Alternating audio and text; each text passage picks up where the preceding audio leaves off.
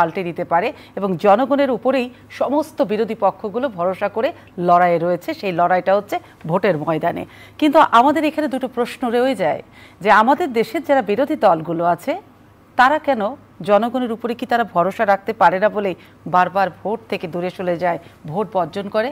অপরদিকে আরেকটা প্রশ্ন, এই যে আমরা জাতীয় নির্বাচন দেখছি এবং উপজেলা নির্বাচন দেখছি, সেখানে সরকারি দল যদি বলে আমি জনগণের সবটা বুঝি, জনগণ আমার হৃদয়ের মধ্যে আছে, তাহলে ভোটের পার্সেন্টেজে কেন 41 কিংবা 35% এই টারা হ্যাচড়ার মধ্যেই সরকারি দলকে যেতে হচ্ছে? এটা নিয়ে যেমন একটু কথা বলবো। অপরদিকে আবারও ঢাকায় আসছেন মার্কিন পররাষ্ট্র দপ্তরের সহকারী যিনি পররাষ্ট্রমন্ত্রী ডোনাল্ড লু।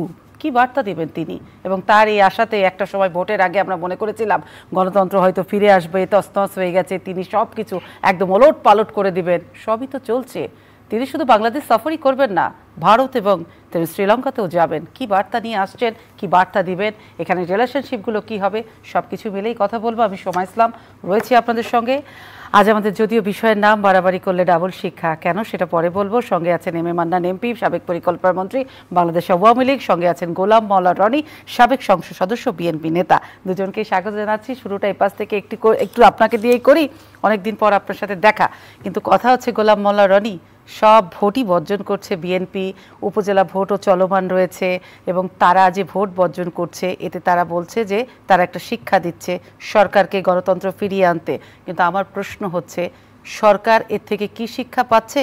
গণতন্ত্র কতটুকু ফিরেছে আর বিএনপি কতখানি লাভবান হচ্ছে? বিএনপি অনেক লাভবান হচ্ছে, সেই লাভবানের কোনো শেষ নেই। প্রথমত তারা একটা শান্তিতে আছে। এই সময়টাতে যদি মাঠে থাকতো, মাঠের উত্তাপ, সরকারি বাহিনীর দাপট, তারপর দলীয় নেতাকর্মীদের দাবরানি যেটাকে বলা হয় সেটা, এবং টাকা পয়সা যা ছিল তাদের সেটা তারা খরচ করতে, খরচ করার পর দিন শেষে একটা প্রিন্টেড রেজাল্ট, যেটা ডামি নির্বাচনে, রাতে নির্বাচনে, বিভিন্ন নির্বাচনে যেগুলো খুব বদনাম হচ্ছে, একটা প্রিন্টেড রেজাল্ট সবসময় থাকে। সেটা যেমন নির্বাচন কমিশনের যে একজন সচিব বলেই ফেললেন যে রেজাল্ট কী হবে তা তো জানি, এটার বসে থেকে লাভটা কি, ঘোষণা তো ওইভাবেই হবে। তো এইরকম একটা ঘোষণা, একটা প্রিন্টেড রেজাল্ট আসবে, এই যে ভয়, আতঙ্ক, এর মধ্যে সত্যিকার অর্থে আপনি যখন জানেন যে আমার ক্রস ফায়ার হবে, আমাকে মেরে ফেলবে এবং চারিদিকে সব রেডি, একেবারে সব কিছু রেডি, তাই আপনাকে শুধু বলছে তুমি দৌড় দাও। হ্যাঁ, দৌড় দেওয়া মানে পিছন থেকে গুলি করবে। তো সেই অবস্থাতে বেঁচে থাকার আশা, তারপরে জয়লাভ করার আশা খুবই একটা দুরূহ বিষয়। পুরো ইলেকট্রাল সিস্টেমটা এখন এমন একটা পর্যায়ে চলে গেছে যে মাননীয় প্রধানমন্ত্রী জননেত্রী শেখ হাসিনা, উনি যদি চানও রাতারাতি পরিবর্তন আসবে না, কিংবা আমাদের মহান নেতা জনাব ওবায়দুল কাদের, তিনি যদি চানও, ইচ্ছা করলে তার ভাইকে তিনি নিয়ন্ত্রণ করতে পারবেন না। বা তিনি যদি চানও যে তার ওখানে, নিজের ভাইকে পারলেন না, কিন্তু দলের অন্যজনকে তো চেয়েছিলেন, তাদের সেটাও কি পেরেছেন? না, ওটাও তো স্বজন পরিজন আত্মীয়জন পরিজন না। আমি এখন একরাম সাহেবের ছেলে দাঁড়িয়েছেন, পাশ করেছে, একরাম করিমের ছেলে পাশ করে, তার এগেনস্টে আমাদের ওবায়দুল কাদের সাহেব চেয়েছেন যে সেখানে স্বজনপ্রীতি না হোক। তো তিনি এটা পারতেন যদি একটা সিস্টেম থাকতো। আওয়ামী লীগের মধ্যে একটা দলের সাধারণ সম্পাদক কিন্তু ছেলে খেলার বিষয় নয়। আর ওবায়দুল কাদের সাহেব তো যেন তেন লোক নন, উনি এই বাংলাদেশের একেবারে টেস্টেড অ্যান্ড টিন্টেড মানে রিফ্লেক্ট করা মানুষ, এরকম একজন পলিটিশিয়ান। এবং সবসময়ই তিনি কাজকর্ম যাই করেছেন না কেন, মাশাল্লাহ, সুযোগ যেটা পেয়েছেন, আওয়ামী লীগে ওনার মতো কোনো সৌভাগ্যবান মানুষ আমি দ্বিতীয় দেখিনি। There is no single one. Awami লীগের জন্মের পর থেকে আমি যতটুকু পড়াশোনা করেছি, জনাব ওবায়দুল কাদেরের মতো আল্লাহ তাকে একটা রাজকপাল দিয়ে তৈরি করেছেন। তো সেই রাজকপাল যা কথা বলবেন, বলার সঙ্গে সঙ্গে সেইটা হয়ে যাবে। এবং তিনি সবচেয়ে বড় মন্ত্রণালয়ের মন্ত্রী, দীর্ঘদিন যাবৎ একটা দলের সাধারণ সম্পাদক, কিন্তু তার কথায় একটা চড়াই পাখিও তার ডাক বন্ধ করছে না, একটা অন্য কোনো প্রাণীও সেখানে। রাজকপাল দিয়ে কি লাভ হলো? এটাই হলো প্রশ্ন। এই রাজকপাল দিয়ে কোনো লাভ হচ্ছে না। এর কারণ হলো সিস্টেমটা গেছে নষ্ট হয়ে। এখন যে সিস্টেমে আমরা সবাই করেছি, আপনিও করেছেন, এখানে বসে বসে আপনি করেছেন, মান্নান ভাই করেছে, আমি মাঠেও থাকি। কথার কথা মানে এখানে যদি আমি বলি যে শুধু আওয়ামী লীগ করেছে, নট লাইক দ্যাট। এই কাজের জন্য আমরা সবাই দায়ী। হয়তো কেউ একটা ধাক্কা দিয়েছে, তারপরে কেউ টেনে নিয়ে গিয়েছে, কেউ ফুয়েল করেছে, কেউ আগুন দিয়েছে, সব মিলিয়ে আজকের যে একটা অবস্থায় চলে গিয়েছে, এখানে একটা খুব দোমরানো মোসরানো একটা নতুন কিছু না হলে ভোটের যে রাজনীতি ডেমোক্রেসি, সেই ডেমোক্রেসি বলতে যেটা বোঝায় মহাকালের যে ডেমোক্রেসি, সেই ডেমোক্রেসি এখন এই মুহূর্তে সম্ভব। তার মানে ভোট বর্জন করে রাজনৈতিকভাবে বিএনপি কি লাভবান হচ্ছে আপনি বলছেন? আলটিমেটলি লাভবান না, বিএনপি প্রাণে বেঁচে আছে। ফার্স্ট থিং হচ্ছে এই মুহূর্তে একটা মানুষ প্রাণে বেঁচে থাকে তখনই মানুষ যখন লড়াইয়ে ভয় পায়। বিএনপি কি লড়াইয়ে ভয় পায়? না, লড়াইয়ে প্রাণে বেঁচে থাকে না, লড়াই করা নির্বোধের মতো একটা জিনিস আছে। সবসময় মনে করবেন যে একটা খুব ইংরেজিতে একটা শব্দ আছে যেটার বঙ্গানুবাদ হলো এমন জায়গা আছে, ডেঞ্জারাস জায়গা আছে যেখানে শয়তান যেতে সাহস পায় না, কিন্তু নির্বোধ এবং বেকুব তারা অনায়াসে সেখানে গিয়ে হাসতে হাসতে চলে যায়। তো এখন নির্বাচনের যে মাঠটা, এটা বিএনপির জন্য একটা মৃত্যুকূপ, just like a dead hole. এই মৃত্যুকূপে যাওয়ার জন্য যে পরিমাণ নির্বুদ্ধিতা দরকার, সেই পরিমাণ নির্বুদ্ধিতা এখনো বিএনপির হয়নি। যে পরিমাণ এখানে অনেকটা চাপ দেয়, জি এম কাদের সাহেবকে চাপ দেওয়া হয়েছে। এখন এখানে নির্বাচন আনার জন্য অনেক লোককে, অনেক পক্ষকে চাপ দেওয়া হয়েছে, to make it a good circus, একটা সুন্দর একটা সার্কাস তৈরি হোক, চাপ দেওয়া হয়েছে। এখন বিএনপি আসলে এত দুর্বল হয়ে যায় নাই যে ওর একটা $12 দিলেই আব্বা আব্বা করে জয় বাংলা বলে নির্বাচনে চলে যাবে। এখন উপজেলা নির্বাচনে এতগুলো যে প্রার্থী আসলো, জিতে গেল, আপনি 4000 প্রার্থী, এদেরকে কি ডলার দিয়ে আনছে? এখন সেটা যারা খাইছে ডলার তারা বলতে পারবে, কিন্তু যেখানে জি এম কাদের সাহেবের মতো মানুষ আপনি দেখেন এত কান্নাকাটি করে পাবলিকলি বললো যে আমাকে ডলার দিয়েছে, চাপ দিয়েছে, এই চাপের মধ্যেই হয়েছে। এবং সারা বাংলাদেশে একটা লোক, একমাত্র ওবায়দুল কাদের সাহেব ছাড়া আর কোনো মানুষ তাকে সহানুভূতি জানালেন না। একমাত্র ওবায়দুল কাদের সাহেব বললেন যে আপনি বলেন, যেহেতু কাদের দুই কাদের, একজন গোলাম কাদের আর একজন ওবায়দুল কাদের, এই জন্য বন্ধুত্বের খাতিরে তিনি বললেন যে আপনি বলেন কে আপনাকে চাপ দিয়েছে। একমাত্র জনাব ওবায়দুল কাদের ছাড়া আর গোলাম কাদেরের সঙ্গে তার যে চাপ কে দিল এই কথাটা জিজ্ঞেস করার মতো যেখানে 18 কোটি বাঙালি নেই, বরং বলছে তুমি গেছো ভালো হয়েছে, চাপ দিছে তোমার আরও চাপ দেওয়া উচিত ছিল। তা সেখানে বিএনপি যদি যেত, বিএনপি কিন্তু পাবলিক ওই কথা বলতো যে চাপ মানে কান্না করবে, সেই কান্না করার স্কোপও বিএনপির থাকতো না। যার জন্য বিএনপি এখনো পাগল হয়ে যায়নি, এখনো নির্বোধ হয়নি, এখনো বেকুব হয়নি, আর এতটা দুর্বল হয়নি জি এম কাদেরের মতো, জাতীয় পার্টির মতো, ইনু সাহেবদের মতো, মেনন সাহেবদের মতো। ফলে মোরালেস আছে বিএনপির মতো ভালো আছে। আসবো আপনার কাছে, আমি শুনলাম একদম আপনি মুগ্ধ হয়ে 6 মিনিটের ওনার বক্তব্য শুনছিলেন, 6 মিনিট পেয়েছে। কথা হচ্ছে আমি যেটুকু নোটিস করলাম সেটা হচ্ছে এই ভোট না, এই গণতন্ত্র না। এবং প্রসঙ্গ ছিল বিএনপি ভোটগুলো বর্জন করে তারা রাজনৈতিকভাবে তারা লাভবান হচ্ছে, কিভাবে হচ্ছে সেটা বোঝালেন রনি সাহেব। কিন্তু আমি আপনার কাছে প্রশ্ন, এটাই যদি ডেমোক্রেসির মানে পরিচয় হয়, এটাই যদি তার স্তম্ভ হয়ে থাকে যে রাজনৈতিক দলগুলো ভোটে আসবেন, আপনারা একা একা খেলে খেলে জিতে যাচ্ছেন, এমনটাই কি? এবং জোরে সোরে মানুষকে দৌড়ে বেঁধে নিয়ে আসছেন ভোটে, যাদেরকে নিয়ে আসছেন, এটা কি আপনি তো শুনলেন? হ্যাঁ শুনেছি। প্রথমে জনাব গোলাম আলা রনিকে আমার শুভেচ্ছা, দীর্ঘদিনে পরিচিত, আপনাকে ধন্যবাদ। এই যে কথাটা এখানে এসছে, বর্জন হলো ওনার মেইন শব্দ। আপনার প্রশ্ন ছিল বর্জনের মাধ্যমে রাজনৈতিক অর্জনটা কি করছে, কি হলো বর্জন। এবং বিএনপির ওনার কথা যদি সঠিক বুঝে থাকি, কৌশলের কেন্দ্রে হলে বর্জন জিনিসটা। আমাকে দুঃখ লাগে, নানা দিক থেকে এইটাকে বিচার করা যায়। গণতান্ত্রিক পৃথিবীতে আমরা তো একমাত্র রাষ্ট্র নই, একটা সমাজ আছে, 50-60টা দেশ আমি নাম বলতে পারবো যারা আমাদের মতো ডেমোক্রেটিক সিস্টেমের মধ্যে আছে। গুণাগুণ দিয়ে বিচার করবো না আমি এখানে। কোথাও পৃথিবীতে এর উদাহরণ নেই যে নিবন্ধিত রাজনৈতিক দল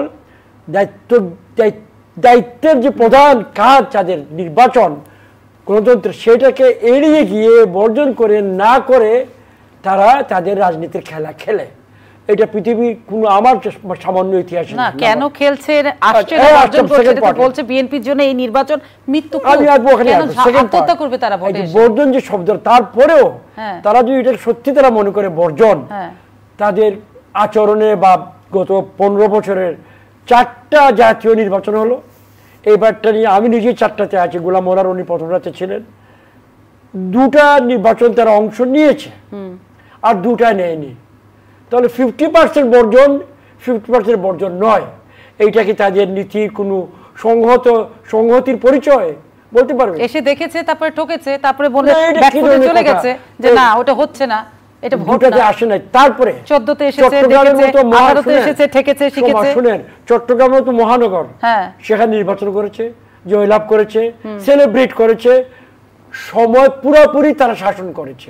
সিলেটের মতো মহানগরে জয়লাভ করেছে, সেলিব্রেট করেছে, পুরো সময় তারা ক্ষমতায় ছিল। কুমিল্লায় করেছে, আরো দু এক জায়গায় হয়তো মতো মনে আসছে আমার, গাজীপুরে বোধহয় একটা মতো ছিল, বলা যাবে উত্তর বাংলায় বোধহয় একসময় রাজশাহীতে মিনুয়ারা ছিল। সিটি কর্পোরেশনের কথা যেটা বলছেন যে সেই সময় তারা 4টাতে বিএনপি। আমি যেটা বলতে চাচ্ছি যে যদি তাদের মেইন প্ল্যাঙ্ক এইটা হয় যে বর্জন, এইটা ইনএফেক্টিভ, ইউজলেস, কারণ এটা বাস্তবে ইউজলেস এবং তাদের কথার মধ্যে ফারাক আছে, দে আর নট সিরিয়াস, মানে তারা একবার নামে একবার উঠে খান, নাম্বার 1। তারপরে দেখেন এই যে নির্বাচনটা হচ্ছে এই মুহূর্তে যেটা নিয়ে আলোচনা উপজেলা হচ্ছে, মানে হবে প্রথম ধাপ হয়ে গেল, প্রথম ধাপ হয়ে গেল আমাদের উপজেলা নির্বাচন। তাদের দলের কে তারা বহিষ্কার করে আটকাতে পারে নাই, অনেকে অংশ নিয়েছে, পরিচিত চিহ্নিত মুখ গ্রামাঞ্চলের উপজেলার পর্যায়ের রাজনীতি, এবং কয়েকজন জয়লাভ করে, 7 জন জয়লাভ করেছে বিএনপি চেয়ারম্যান বিভিন্ন জায়গায়।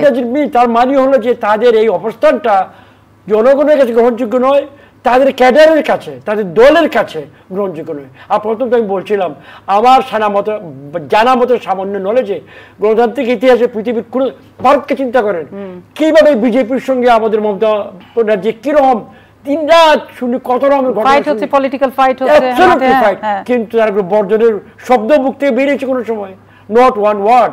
কেজরিওয়ালকে তারা ডিটেনশন দিল, ভিতরে রাখলো, আদালত তাকে জামিন দিয়েছে, অন্তর্বর্তীকালীন জামিন পেয়েছে কেজরিওয়াল। কিন্তু ওখানে সবচেয়ে বড় কথা বিচার বিভাগটার প্রতি মানুষের আস্থা আছে, সেই জায়গাতে এখানে সেই ভরসার জায়গাটা কি আছে? অনাস্থা তো মানুষের আছে, নাইলে আমরা ঠিকই আছি কিভাবে? রাজনীতিতে যে যখন মানুষকে হেনস্থা করছে বিজেপি সরকার, তখন কিন্তু আদালতের কাছে ন্যায় বিচারটা পাচ্ছে বিরোধী পক্ষরা, সেটা আস্থার জায়গা। কিন্তু এখানে সবচেয়ে বড় অনাস্থার জায়গা বিরোধী দলগুলোর, যে সবগুলো একসঙ্গে অ্যালায়েন্স হয়ে গেছে। এটা তাদের allegation, allegation does not prove anything. আপনাকে প্রমাণ করতে হবে থ্রু ডিউ প্রসেস। আদালত এগুলো বললে তো কোনো মানে হয় না। সেই প্রসঙ্গে তাহলে বলি যে আবার বিএনপি সভা সমাবেশ করছে 28 অক্টোবর, আমরা করে দেখেছি গতকাল শুক্রবারে তারা একটা সমাবেশ করেছে, 19টা শর্তের মধ্য দিয়ে ডিএমপি তাদেরকে সভা করতে দিয়েছে। আজকে আপনাদের শান্তি সমাবেশ ছিল, আমি জানি না আপনাদেরকে কোনো শর্ত ছিল কিনা, নাকি নিঃশর্তভাবে আপনারা করেছেন। কিন্তু প্রশ্ন হচ্ছে যখন একটি রাজনৈতিক দল গণতান্ত্রিকভাবে সভা সমাবেশ করবে, তখনই আপনার দলের সাধারণ সম্পাদক যখন বলে বাড়াবাড়ি করলে ভোটের আগে সিঙ্গেল শিক্ষা দিয়েছি, এবার ডাবল শিক্ষা দিব, সেটার মানে কি? রাজনৈতিক কথাবার্তা। কিন্তু শিক্ষা তো দিয়েছিলেন ভোটের আগে, তারা তো জেলে ছিল। কি শিক্ষা দিয়েছে? জেলে ছিল না? ফৌজদারি অপরাধী জেলে যাবে না? আরে তাহলে আবার আমাকে জেল যাওয়াটা হয়ে যায় যখন আপনাদের রাজনৈতিক দলের নেতা বলেন যে এক সময় শিক্ষা দিয়েছে আবার ডাবল শিক্ষা দিব, তাহলে আইন আদালত নিয়ন্ত্রণটা কে করে? সরকার না আইন আদালত? পলিটিক্যাল প্রিজনার বলে শব্দ এসেছে রাজবন্দী, রনি ভালো করে জানেন। কেউ রাজবন্দী আছে তাদের, বরঞ্চ তাদের কেন্দ্রের প্রধান নেতৃবৃন্দ ফৌজদারি অপরাধে দণ্ডিত, পলাতক, মাঠ থেকে সরে গিয়ে অ্যাবসেন্টি কৃষক তার জমিতে চাষ করে ফসল তুলতে পারে না। মৌলিক কথা এগুলো, এগুলো কমন সেন্সের কথা। সুতরাং বিএনপি, আমার দুঃখ লাগে, আমার কষ্ট লাগে, তারা প্রতিক্রিয়াশীল একটা দল হিসাবে একটা জায়গা পেয়েছিল।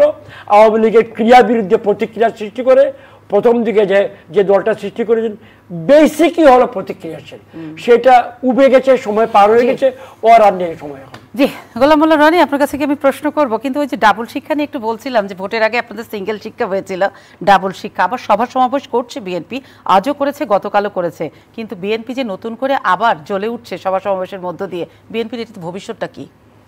ভবিষ্যৎ ভালো। আর কাদের সাহেব যেটা বলেছেন তিনিও খুব ভালো কথা বলেছেন। এর কারণ হলো আমরা সবাই দেখি যে প্রথম যখন আপনি কারো মাথা ব্যথা হয় বা মশা মারার জন্য ওষুধ প্রয়োগ করেন, কোনো মশা মরলো না, তখন কি হয়? ডবল ডোজ মারতে হয়, একটু অজ্ঞান হয়ে পড়ে থাকে, একটু পরে আবার উঠে দাঁড়ায়। এখন বিএনপিকে শেষ করার জন্য সেই প্রথম যে শিক্ষাটা দেওয়ার চেষ্টা করেছে, ডোজ করার চেষ্টা করেছে, বাঁশডলা দেওয়ার চেষ্টা করা হচ্ছে, যা করা হয়েছে, তাদের যত থেরাপি আছে, অল থেরাপি, 28,000 লোককে গ্রেপ্তার করা হলো, মির্জা ফখরুল থেকে শুরু করে শীর্ষ নেতাদেরকে নেওয়া হলো, জেলখানার মধ্যে এখন শোনা যাচ্ছে পিটার ডি হাসকেও পাঠানো হয়েছিল যে নির্বাচনে যেন আসে, সেই ব্যাপারে বিএনপিকে কনভিন্স করার জন্য। আর অন্যভাবে আরও তো তাপ ছিল। মির্জা ফখরুল সাহেব খুবই ভদ্রলোক মানুষ, আপনি গোপনে ধরেন একজন ভদ্রলোকের সঙ্গে যে কোনো একটা হলে সবাই তার জিএম কাদের সাহেবের মতো খোলামেলা বলতে পারে না আমার সঙ্গে এটা করেছে ওটা করেছে। তো কিছু একটা হওয়ার কারণে কি হলো, তিনি যখন জেলখানা থেকে বেরোলেন তখন দেখা গেল তার হাতে লাঠি, এবং তিনি হাঁটতে পারছেন না, এবং তিনি ওমরা করতে গেছেন। মক্কা মদিনাতে গিয়ে কেউ ভণ্ডামি করে না, বোঝার চেষ্টা করুন যে মক্কা মদিনাতে গিয়ে কেউ ভণ্ডামি করে না। তো পুরো সময়টাই আমি দেখলাম যে হুইল চেয়ারে করে এয়ারপোর্ট থেকে মক্কা মদিনা এমনকি মসজিদে নববীতে তারা হাজব্যান্ডরাও দুজন হুইল চেয়ারে করে যাচ্ছেন। তো রাজনীতি এমন একটা বিষয়, আপনি দেখুন যে যখন মানুষের ক্ষমতা থাকে, অক্ষমতা থাকে, ওবায়দুল কাদের সাহেব যখন গেলেন সিঙ্গাপুরে ছিলেন, দেখে মনে হয়েছে একটা মৃত জীবন্ত লাশ, খুব একেবারে অসুস্থ একজন মানুষ, কিন্তু ক্ষমতার স্পর্শে এমন অবস্থা হয়ে গেছে এখন ওবায়দুল কাদের সাহেবকে দেখলে মনে হয় 30 বছরের একজন যুবক।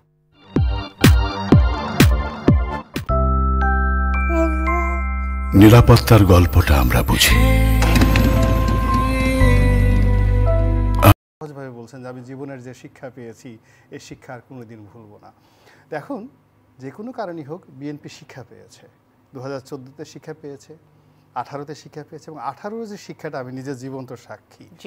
এটা it can better imagine than describe in English, যে এই বিষয়গুলো কেবলই মাত্র ভুক্তভোগীরা কল্পনা করতে পারে, এটা কোনো অবস্থাতেই বর্ণনা করা যায় না। এমন অমানবিক দুর্ভোগের মধ্যে একজন সংসদ সদস্য প্রার্থী হিসেবে 2018 সালে 300 জন সংসদ সদস্য সেই সময়টাতে পড়েছিলেন, নো ওয়ান এসকেপ তাদের জীবনে। তারা বলছে যে ভিক্ষা চাই না, কুত্তার সামলাওয়ার চাইতে খারাপ, যে হে আল্লাহ কিচ্ছু চাই না, জীবনে আর কোনোদিন মন্ত্রী হতে চাইবো না। আমি নিজে আল্লাহর কাছে বলছি যে আল্লাহ শুধু সম্মান নিয়ে, প্রাণ নিয়ে আর ছেলে মেয়ের ইজ্জত নিয়ে আমাকে এই জায়গা থেকে নিরাপদে একটু সরাই নাও। আমি তোমার কাছে বেজ্জতিটা করেছিল কে, কারা? এখন এটা কি ভূত করেছে, প্রেত করেছে, জিন করেছে, দানব করেছে, রাক্ষস করেছে। জীবন নিয়ে যে ইজ্জত নিয়ে বাঁচতে চাইলেন, আপনার বেজ্জতি করার মূল কারিগর কারা? না, এখন মূল কারিগর যদি আপনি চোখ থাকতে অন্ধ হয়ে যান, আমি তো বললাম যে মূল কারিগর হলো ভূত, প্রেত, জন্তু, জানোয়ার, রাক্ষস, অশরীরী আত্মা। কোনো আশরাফুল মাখলুকাত যার মধ্যে মানবিকতা আছে, মানব দেহ আছে, তারা এই কাজ করতে পারে না। সো আমি তো কারোর বিরুদ্ধে অভিযোগ নাই, আমি আল্লাহর যে সৃষ্টি যারা এই ভূত, প্রেত, জন্তু, জানোয়ার, দানব, তাদেরকেই আমি এই দায়ীটা করলাম আর কি। তো সেই দিক থেকে ধরেন সেই যে বিএনপিকে যে শিক্ষা দেওয়া হয়েছে, সেই শিক্ষা দেওয়ার পরেও বিএনপির এত বড় স্পর্ধা, কয়েকদিন একটু চুপচাপ থাকছে, ওই মশার ওষুধ খাওয়ার পর যেভাবে মশা ঘুরে ঘাড়ে পুংপাং করে আবার লাফ দিয়ে উঠে দাঁড়ায়, বিএনপির অবস্থা সেরকম হয়েছে। তো শুধু কি বিএনপি এরকম ঘুরবে নাকি ভবিষ্যৎ ঘুরে দাঁড়াবে? না, ঘুরে দাঁড়ানোর জন্য তো সে দাঁড়িয়েছে, দাঁড়ানোর পর এখন বলতেছে তুই দাঁড়াইলি কেন, এই জন্য তোর ডবল ওষুধ মারা হবে। এখন একবার ওষুধ মারা হয়েছে, মারার পর অনেক দিন বিএনপি চিত হয়ে শুয়েছিল, তো সেই চিত হয়ে শোয়া থেকে ধীরে ধীরে রিগেইন করে সে ছোট্ট একটা সমাবেশ করেছে, মহড়া দিয়েছে। বিএনপি কি এতটাই শক্তিহীন, কেউ টোকা দিলে চিত হয়ে পড়ে যায়? এটা টোকা দেয় নাই তো, ধাক্কা দিল, ফেলে দিল, আপনি ঘুরে দাঁড়াবে না কেন? আপনার ভাষাটা ব্যবহার করেন। ওবায়দুল কাদের সাহেব কি ভাষা বলেছেন? হ্যাঁ, ডাবল শিক্ষা, ডাবল শব্দটা আছে। এখন আগে হলো সিঙ্গেল শিক্ষা দিয়েছেন, সিঙ্গেল শিক্ষা দিয়েছেন, কারণ সেই শিক্ষা বলতে আনলিমিটেড শব্দ। শিক্ষা বলতে পেদানি, শিক্ষা বলতে বাড়ি, শিক্ষা বলতে আরো অনেক কিছু হতে পারে। তো সেই সব শিক্ষা দেওয়ার পরে বিএনপি বেঁচে আছে। এখানে হলো বিএনপির সার্থকতা, যে এত জুলুম নির্যাতনের পরেও বিএনপির যে প্রাণ শক্তি, ঘুরে দাঁড়ানোর শক্তি, রিভোল্ট করার শক্তি, এটা একটা মুক্তিযোদ্ধার দল। এরা মাঠের রণাঙ্গনে যুদ্ধ করেছে। আওয়ামী লীগ কি করেছে? আওয়ামী লীগ যুদ্ধ করেছে, সেটা আমি তো আওয়ামী লীগের ব্যাপারটা মান্নান ভাই বলবেন, আমি তো সারা জীবন আওয়ামী লীগ করেছি, আমি তো আওয়ামী লীগের বিরুদ্ধে কিছু বলতে পারবো না। কিন্তু এখন বিএনপি আসছে, বিএনপির যারা আছে মুক্তিযোদ্ধা, তারা রিয়েলি রণাঙ্গনে যুদ্ধ করা, অস্ত্র হাতে যুদ্ধ করা মানুষ। ফলে এদেরকে আপনি রাতারাতি ধমকায় কলকাতা পাঠাতে পারবেন না, রাতারাতি এদেরকে ধমকাইয়া ধর্মতলাতে পাঠাতে পারবেন না, এদেরকে রাতারাতি একেবারে খাটের তলায় পাঠাতে পারবেন না, চোখের নিচে পাঠাতে পারবেন না। তো যার জন্য বিএনপি আবার ফিরে এসেছে। ফিরে আসার পরে জনাব ওবায়দুল কাদেরের মাথা খারাপ হয়ে গেছে। এখন সে বলতেছে ফিরে আসলি কেন, ডবল শিক্ষা দেওয়া হবে। এখন বিএনপি দাঁড়াই আছে, দেখি আওয়ামী লীগ ডবল শিক্ষা কি দেয়, মানে ওবায়দুল কাদের কি শিক্ষা দেয়, এটা মাঠেই দেখা যাবে। সময় অনুযায়ী যদি শিক্ষার পরিমাণ বেশি হয়, আমরা আবার শুয়ে পড়বো, দরকার হলে অতীতে যেভাবে শুয়ে পড়েছে আবার শুয়ে পড়বো। আর যদি আর সরকারি দল সবসময় আপনারা দাঁড়াবেন, তারপরে তারা একটা সিঙ্গেল শিক্ষা দিবে, ডাবল শিক্ষা দিবে, আপনারা শুয়ে পড়বেন, তো এই শোয়া আর উঠে দাঁড়ানোর মধ্যে দিয়ে একটি দল চলবে। আপনি কখনো দেখেছেন যে যখন গণপিটুনি শুরু হয়, মারামারি শুরু হয়, তখন কি হয়? একটা নির্দিষ্ট সার্টেন সময় পর্যন্ত মানুষ রেজিস্ট করতে পারে, কিন্তু তারপরে শক্তিশালীর কাছে আত্মসমর্পণ করতে হয়। আপনার সাথে আমি জীবনে কথায় কেউ পারবে না, কারণ আপনার যে কথা বাবা, সেইখানে তো আমি তো জীবনে ধারে কাছে যেতে পারবো না। কিন্তু আমার কথা হচ্ছে যে একটি রাজনৈতিক দল যদি তার একাধিকবার শিক্ষা হয়েই থাকে যে আমি এটা করলে আমার অপোজিশন কিংবা সরকারি দল আমার সঙ্গে এই বিহেভটা করবে, তাহলে সে তার বিকল্প কেন অস্ত্র থাকে না?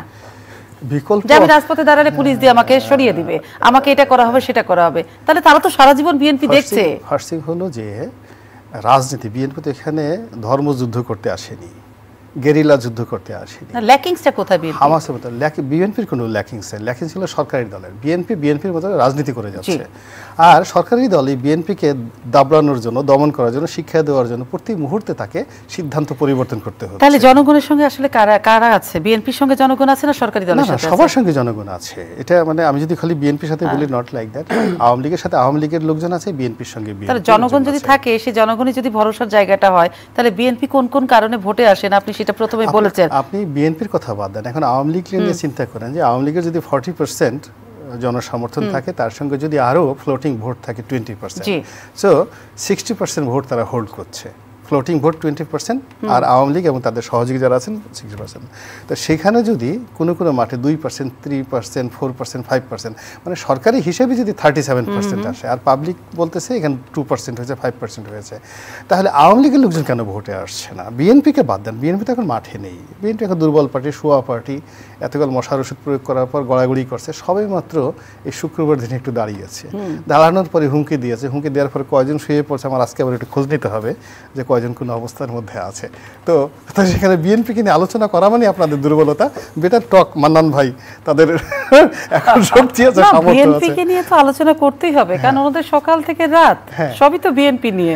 তা আমরা বিএনপিকে বাদ কিছু করছি না, আমরা সকাল বিকাল দোয়া করছি আল্লাহ মান্নান ভাইকে 100 বছর আয়ু দান করুক, তিনি আরো সুন্দর বড় মন্ত্রণালয় পান, তার ভিতরে আরো লাবণ্য আসুক, লালিত্য আসুক, এই দোয়া আমরা করতেছি। সবচেয়ে বড় কথা যে ওনার যে প্রত্যেকটা কথার মধ্যে দিয়ে মান্নান সাহেব চলে আসলো যে আমাদের দেশের ভোটের সিস্টেমটা একদমই নষ্ট হয়ে গেছে, কোনো আস্থা নেই, এবং সেই অনাস্থার জায়গাতে ভোটারদের প্রচণ্ড একটা অনীহা ভোট কেন্দ্রে যেতে, তারই নিদর্শন কিন্তু উপজেলা ভোট।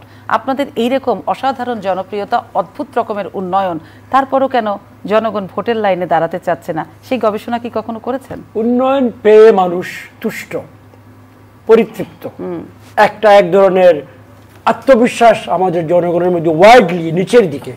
শহরের সুশীল সমাজ নন, যারা খুবই ক্রিটিক্যাল, ভালো খেয়ে থেকে ভোগ করে তারা ক্রিটিক্যাল।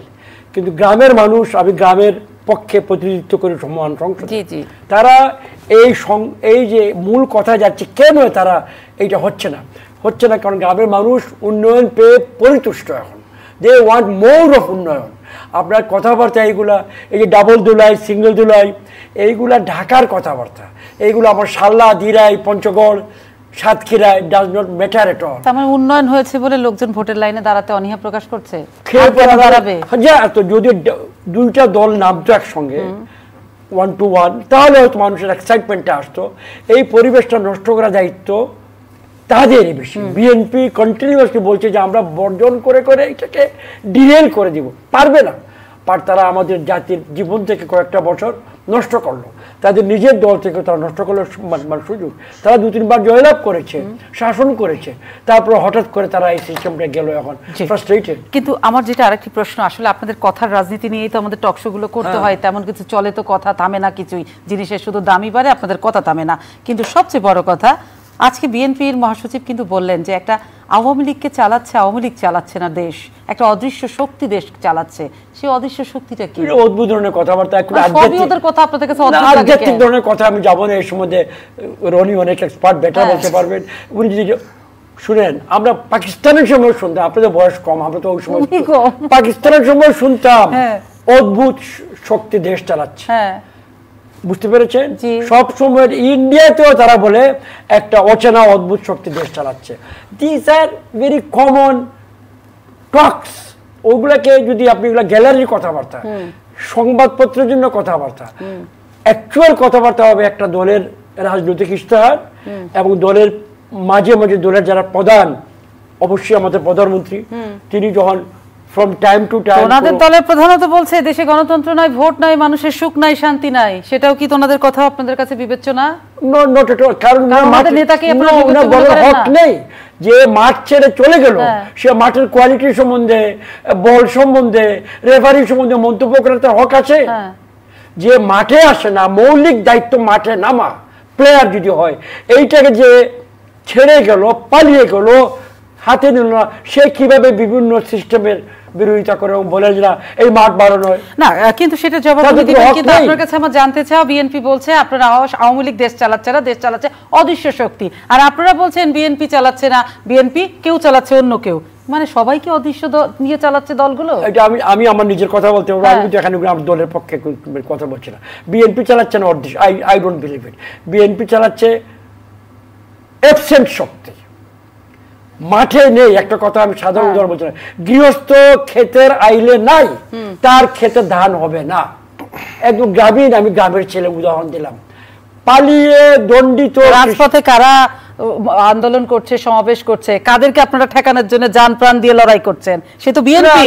রাজপথের কথাটা কিন্তু আলাদা। আপনি প্র্যাকটিস, বঙ্গবন্ধু বলেন নাই এই যে একটা কথা বারবার হলো, ডাবল দুলাইয়ের কথা বলছে, অবশ্যই অবজেকশন নিল। বঙ্গবন্ধু বলতেন না আপনারা তো জানেন না, জানতেন বারবার গুগু তুমি খেয়ে যাও ধান, এইবার গুগু তবো বধিব পরাণ, ডাইরেক্টলি অ্যাটাক, যে তোমাদেরকে পাকিস্তানিদের শেষ করবো এইবার। তাই বলে কি তারা তাকে ধরেছিল, অ্যারেস্ট করেছিল, বলেছিল এটা হতে দিব না। রাজনীতিতে থাকবেন, রাজনীতির ল্যাঙ্গুয়েজ আপনি বলবেন না, নিজে বলতে জানবেন না, উল্টো পাল্টা কথা, এটা হয় না। এগুলো বলতে চাই না। পয়েন্ট হলো দায়িত্ববোধ, রেসপন্সিবিলিটি। কথাবার্তা গ্যালারিতে আমরা বলি, এই যে টক শোতে রনি আমি তর্কাতর্কি করবো, আলটিমেটলি আমাদের দলের প্রধান, তার দলের প্রধান যদি কেউ থেকে থাকে, তাদের কথাবার্তা প্রকাশ্যে জনগণের সামনে আসতে হবে এবং ফলো করতে হবে এবং ইশতেহার দিতে হবে এবং পার্টিসিপেট করতে হবে। ঠিক আছে, ওরা বলে যে হ্যাঁ সিস্টেম আমরা বিশ্বাস করি না, ঠিক আছে। আপনি বলছেন তাদের দলের যদি প্রধান কেউ থেকে থাকে, তার মানে আপনারা বলছেন ওনাদের দলে কোনো প্রধান দেখি না তো, অদৃশ্য, বিদেশে আছে। তো এটা হয় কেমনে? উনি কি খোমেনি? উনি কি খোমেনি? উনি কি খোমেনি? উনি কি মাও জেদুং? উনি কি হো চি মিন? উনি কি ফিডেল কাস্ট্রো যে যুগার যন্ত্র করে এসে বিপ্লব করবেন? একটা কথা বলেন, যে এই যে একটা দলের প্রধান নেই, আপনাদের কথা অনুযায়ী একটা দলের প্রধান নেই, মানে কান্ডারি নেই, আচ্ছা ক্যাপ্টেন নেই দলের, তাহলে সেই দলটি চলছে কি করে? আপনারা ভাঙার চেষ্টা কেন করেন? ওনাদের কথা তো বোঝা যায়। অ্যাবসেন্ট থেকে নেতৃত্বে এসে দেশকে উদ্ধার করেছে, 7-8টা নাম বলেছি আপনার সামনে। একটি বিএনপি নেতা নাই, নেতাবিহীন একটা নৌকা চলছে, সেই নৌকাকে আপনারা ডুবাতে পারছেন না, চেষ্টা করছেন অনবরত। কিভাবে তাহলে দলটি কি করে টিকে আছে? চেষ্টা করার কি আছে? আমরা চেষ্টা কি প্রত্যেকটা ভোট আসলে দেখা যায়। আমরা একমাত্র ওয়ে হলো সিস্টেম টু ভোট, নির্বাচন কমিশন, আইন, জনগণ। এই যে বললেন একটু আগে জনগণ কেন পাত্তা দিচ্ছে না, জনগণ আমাদের সেবায়, আমাদের আমি জনগণের ক্ষেত্রে জনগণ তো সবার আগে, কিন্তু একটি দলকে আপনারা বলছেন সেই কান্ডারি ছাড়া একটা জাহাজটা চলছে কি করে? জনগণ কেন রাস্তা নামে না বারবার ডাকার পরেও? কারণ জনগণ আমাদের সেবায় তুষ্ট, উন্নয়নে তুষ্ট, নেতৃত্বে তুষ্ট। জনগণ চায় উন্নয়ন হোক। যদি তারা এটার কম্পারেটিভ কোনো তুলনা দিতে পারতো করে বা দেখিয়ে। আপনাদের ডাকে জনগণ যায়? অবশ্যই যাচ্ছে। তো কর্মী, জনগণ কই? জনগণ তো আমি কি রাস্তায় নামবো? জনগণ নয়, আমার লক্ষ লক্ষ দলের একটা দলের মানুষ, দলের কর্মী আর সাধারণ জনগণ দুটোর মধ্যে আলাদা পার্থক্য আছে। দলের কর্মী আপনার ডাকে যেতে বাধ্য, জনগণ ভালোবাসা থেকে যাবে। একটু আগে রনি বলছিলেন যে 40% তার হিসাবে স্থায়ীভাবে আমাদের সঙ্গে আছে, আরো 20% বলছে এদিক সেদিক ঘোরাফেরা ফ্লোটিং ভোট। এইগুলা হলে গিয়া গবেষকদের কথা, যারা একাডেমিক কথাবার্তা বলে। উনি প্রায়োগিক রাজনীতি করে, আমিও প্রায়োগিক রাজনীতি করি। আমরা একমাত্র জিনিস বুঝি সময়মতো ভোট, সময়মতো ভোটে অংশগ্রহণ, পরাজয় হলে আবার উঠে দাঁড়িয়ে ফাইট করা। এইটা ওনারা পারছে না, দায়িত্ব পালন করে না, ফাইটও করে না, কিছুই করে না। ফাইট করতে গেলেই তো আপনারা ওই যে বলেন ডাবল ডোজ দিয়ে দিব। এই যে একটু আগে বললাম, এইবার গুগু তো অধিব পড়া, কিন্তু আমরা এইটা তখন তো আমাদের শত্রু যারা বঙ্গবন্ধু শত্রু হাতে এটা গ্রহণ করে নাই।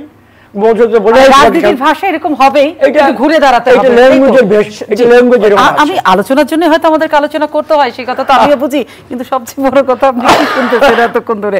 আমি আপনাকে প্রশ্ন করব কি সেটা ভুলে গেছি, কিন্তু সবচেয়ে বড় কথা একটাই প্রশ্ন, যে এত কথার মাঝখান থেকে যেটা আসলো, আপনি যে দলটি করছেন সেই দলে কোনো ক্যাপ্টেন নেই। না, এখানে আমি মান্নান ভাইয়ের বক্তব্য খুব মনোযোগ সহকারে শুনছিলাম। আপাদমস্তক ভদ্রলোক মানুষ, আমাদের সঙ্গে সুন্দরতম অনেকগুলো স্মৃতি আছে। সংসদে যখন ছিলাম, লাইব্রেরিতে খুব কম লোক যেতেন বই পুস্তক পড়তে, তার মধ্যে যে কজন কম লোক যেতেন উনি আর আমি তাদের মধ্যে অন্যতম। ফলে খুব কম কথা বলে আমাদের মধ্যে একটা ভালো সম্পর্ক ছিল। এখন শুনলাম যে তিনি 81 বছর বয়স এবং তার ডায়াবেটিসের পরিমাণও আছে। আপনি যেভাবে তাকে প্রশ্ন করছিলেন, আমি তার ডায়াবেটিস নিয়ে বেশ চিন্তিত হয়ে পড়েছিলাম। মোর ওভার সাবেক কর্মী প্লাস আওয়ামী লীগের অ্যাগেনস্টে বিএনপি হলো, বিএনপি একটা দয়ালু দল, তারা কখনো চায় না যে আওয়ামী লীগের লোকের কোনো স্বাস্থ্যহানি হোক। যার জন্য বর্তমান যে জিনিসটা অনেক কথা আছে, মানান ভাই ভদ্রলোকের কারণে অনেক কথা তিনি বলতে পারেন না, আমিও বর্তমান সময়ের কারণে এটা বলা ঠিক না। একাডেমিকলি যেটা বলা উচিত সেটা হলো যে পাকিস্তান জমানাতে বঙ্গবন্ধু অনেক কথা বলেছেন, তোমাদেরকে ভাতে মারবো, পানিতে মারবো, এই সমস্ত কথাবার্তা বলছেন। কিন্তু এটার যে দ্বিতীয় অংশ মান্নান ভাইয়ের জন্য খুব বিব্রতকর। এই কথার বিনিময়ে তাজউদ্দিন আহমেদকে গুম করে সালাউদ্দিন সাহেবের মতো ভারতে পাঠিয়ে দেওয়া হয় নাই। তো এইরকম ঘটনাগুলো, বা চৌধুরী আলমের মতো আওয়ামী লীগের কোনো নেতা আব্দুল সামাদ আজাদকে চৌধুরী আলমের পরিণতি ভোগ করতে হয়নি। বঙ্গবন্ধুর কাছে যারা লোক আছে, বঙ্গবন্ধুর খুব ঘনিষ্ঠ বন্ধু ছিলেন, মোল্লা জালালউদ্দিন সাহেব ছিলেন, শামসুদ্দিন মোল্লা ছিলেন, তারপরে আমাদের মানে ওনার তিনজন খুব বন্ধু, আব্দুল হামিদ চৌধুরী, মোল্লা জালাল এবং শামসুদ্দিন মোল্লা। মানে যত যা কিছু আর সেগুলো পরের, কিন্তু এটা ত্রিরত্ন ছিলেন বঙ্গবন্ধুর তিনজন বন্ধু। এরাই সারা বাংলাদেশে আওয়ামী লীগটাকে প্রতিষ্ঠা করেছে। পাকিস্তান আর্মি যদি চাইতেন যে শামসুদ্দিন মোল্লার পায়ে দুটো গুলি করে দেবেন, বঙ্গবন্ধু স্টপ হয়ে যেতেন, ফরিদপুর শহর থেকে আসতে পারতেন না। কিন্তু এই সহমর্মিতাটা কিন্তু রাজনীতিতে ওই সময়টাতে ছিল, কালচার ছিল। এবং তখন যে জিনিসটা হলো কি, যিনি রাজনীতি করেন তাকে রাজবন্দী হিসাবে ট্রিট করা হতো, তাকে কখনো কোনো ক্রিমিনাল কেসে প্লেট চুরির মামলায় দেওয়া হতো না। এখন আমি প্লেট চুরির মামলা বলতে বিখ্যাত সাবির হোসেন চৌধুরীকে প্লেট চুরির, চামচ চুরির মামলায় বিএনপি দিয়েছে, এটা অত্যন্ত খারাপ একটা কাজ করেছে। এখন বিএনপি যে পথটা দেখিয়েছে যে সাবির হোসেন চৌধুরীর মতো একজন ভদ্রলোক মানুষ ফেরির ঘাট থেকে, ফেরির ভিতর থেকে প্লেট চুরি করেছে, চামচ চুরি করেছে, এবং এটা থেকে আওয়ামী লীগ এত সুন্দর শিক্ষা নিয়েছে যে তুমি যদি সাবির হোসেন চৌধুরীকে প্লেট চুরির মামলা দিতে পারো, তবে আমি কেন মির্জা ফখরুলকে ময়লার গাড়িতে আগুন লাগানোর মামলা দিতে পারবো না? আমি কি তোমার চেয়ে কোনো অংশে কম? এই যে একটা জিদ, এই যে একটা জিদাজিদি, এটা পাকিস্তান জমানাতে ছিল না। সেখানে ভালো কাজের চর্চা হতো বেশি। প্রচুর একটা জিনিস হলো কি, এত বড় বিপ্লবের পরেও পুরো ৭